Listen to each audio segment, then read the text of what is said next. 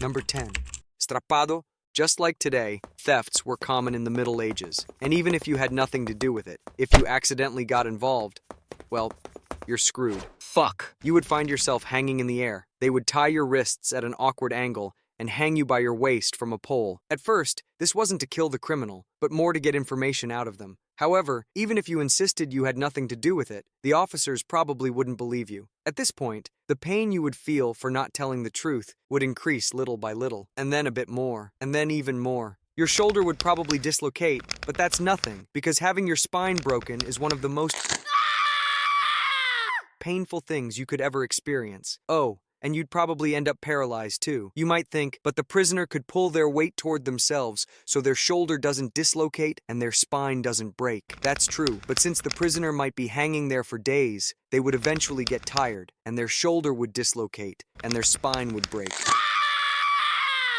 Oof, we can all guess that's going to be pretty painful, but that's not all that could happen to you. Since your spine is broken, you could die from internal bleeding before the torture even ends, or your ribs might stab into your vital organs. You'd feel unbearable pain, and after a while die from internal bleeding. Or if you're really lucky, you'd die of thirst or hunger. Even worse, you could be forgotten there. Your life would completely depend on the officers assigned to you. So, at worst, even if you somehow didn't die, you could be left hanging there until your skeleton is visible. Strappado wasn't just done this way either. In another method, they'd hang the criminal from their waist at a great height and then drop them from that height, over and over, until the prisoner confessed to their crime. Every time they hit the ground, their bones would break, their teeth would fall out, and they would probably suffer internal bleeding or a concussion. Compared to the first one, you can really die in this one.